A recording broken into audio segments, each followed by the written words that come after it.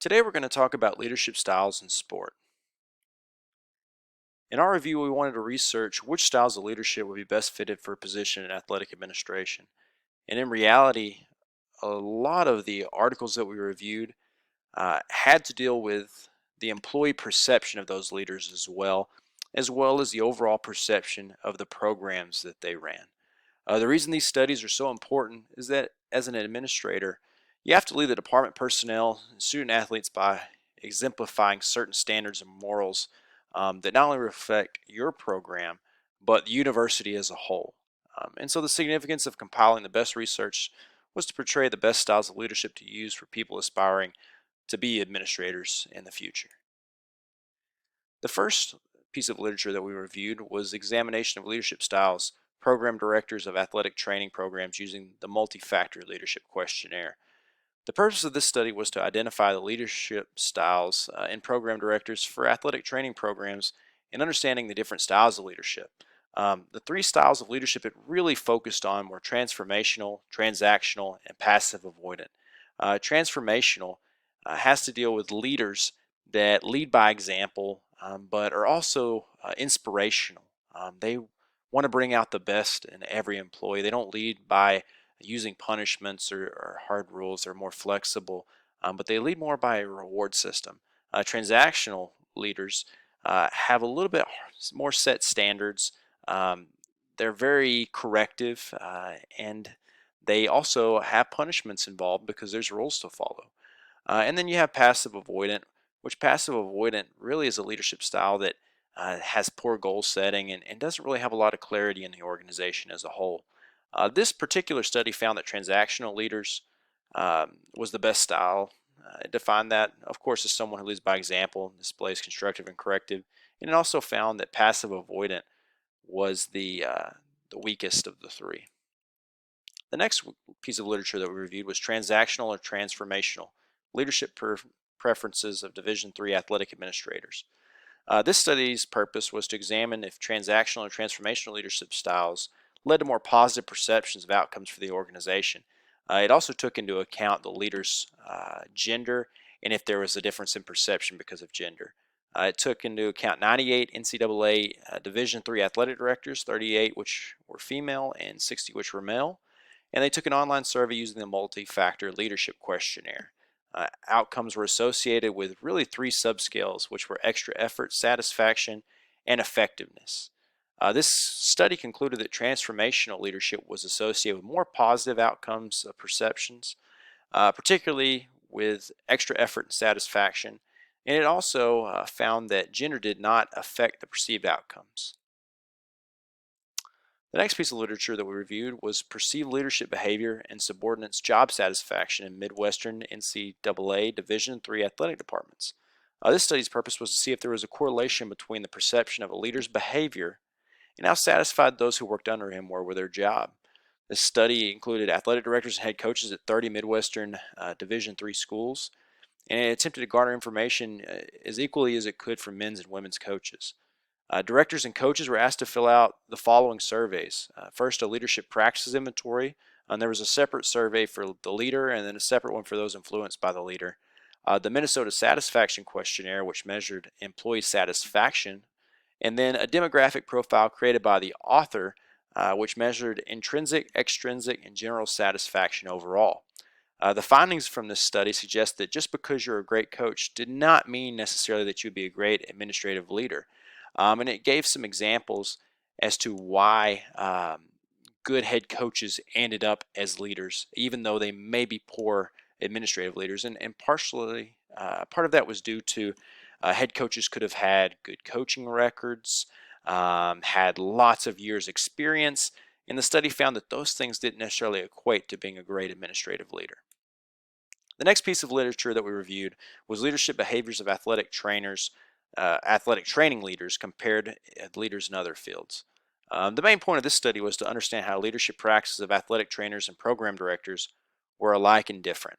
They used the LPI, which contains 30 statements, which were categorized into 5 leadership practices. Those were model, inspire, challenge, enable, and encourage. The program's directors reported inspiring, challenging, enabling, encouraging leadership behaviors more than the head athletic trainers. Both sexes of athletic trainers had the same values in the leadership practices in the inspire category, but women reported more using the model, challenge, enable, and encourage categories. So you saw quite a difference when it came down to gender influence on this one. The next piece of literature we reviewed was female sport leaders' perceptions of the leadership and management, skills and attitudes for success. This study's purpose was to find what female leaders in sport consider important to the development and advancement. It interviewed 10 high-ranking female administrators in successful sport organizations, and it used a semi-structured format. So there was structure to it, but they wanted to allow women, the women administrators, to basically be able to elaborate if they felt a certain question was important or they really valued something. According to the participants that were involved, they found management is primarily about the daily work of producing outputs and meeting goals. The study also found that every participant believed that leadership is really about being able to implement change when it boils down to the bare bones. The participants overall believed that leadership skills were important, the skills that were important included finding direction and creating overall vision for the organization. The study itself concluded that leadership and management, while they serve different functions, they were still very complementary of each other, and thus both skills were important to overall success and must be constantly practiced and honed. Next piece of literature that we reviewed was Ethical Leadership in Intercollegiate Athletics. The following study attempted to show a connection between ethical leadership and then a values-based culture. It reviewed and analyzed existing literature on the subject, and it led to a proposed model for using ethical leadership to build and also sustain a culture that was value-based. Simply stated, the study found that ethics is the study of right and wrong and moral and immoral. And then attempting to do right at all times was a more challenging thing that most would like to believe, was what they also found. And that all the study allowed for them to create a proposed model for ethical leadership. And as you'll see, the model, it goes across, it starts with ethical leadership, it leads to a value-based culture, and it shows some of the characteristics that must be found along the way when taking this leadership and trying to drive towards a value-based culture. And among those, you see character-based on high ethical standards and core values. You see communication about ethical values required to guide decisions and actions, role model for integrity, honesty, trustworthiness, fairness, and respect for others. And they also usually have a reward system holding others accountable for ethical conduct. So a big difference you see here in ethical leadership and trying to drive a value-based culture is that they use reward system. I mean, that's for me is a big difference, because it also comes down to perception. When you look at like a transactional leader, it's more of a punishment for doing wrong, whereas an ethical leadership or even a transformational leader, it's more of a reward for doing the right thing. The next piece of literature that we reviewed was Leadership Styles and Occupational Stress Among College Athletic Directors, the Moderating Effect of Program Goals. This study's purpose was to see if there was a relationship between select leadership styles and program goals. It included 245 male ADs, 59 were from Division I, 63 from Division II, 51 from Division III, and 72 from NAIA schools. The survey included how an AD felt about entertainment, financial, public relations, achieved excellence of athletes, and athlete personal growth. The second survey looked into a leadership style that focused on 5 main things, which were directive, supportive, bureaucratic, strategic, and collaborative. It was shown that how an AD perceives their program can increase their workplace stress. Also, depending on what leadership style they fell under, could decrease or increase the workplace stress. So what you saw in this study is that if an AD perceives their program maybe as lacking, or maybe as lazy, or whatever you may have it, that can also lead to increased workplace stress. And then their type of leadership can affect that also in a positive or a negative way, which we've seen over transformational and transactional leaders. Which leads us to our recommendations. We would like to recommend leadership behaviors are learned through our experiences we have with others and what we see in everyday lives. with the research telling us that we need to take time out to read research on different leadership styles and continue to grow our knowledge. So leadership is something that you need to constantly be looking at on your own and trying to go out and find new information on. And since leadership styles are a multi-complex issue, to continue to grow our knowledge and research on leadership skills, our approach should be to study multiple perspectives in order to further our knowledge and have the best research available. According to research, however, transformational leadership seems to be the best style to use. It involves mentoring, encouraging, and empowering people you work with. People who are usually this type of leader are more future focused and set higher standards. And then we should also have a people focused leadership style. Not everyone is the same, and one style might work with some people and one might not work with others. We don't want to try to cookie cut it.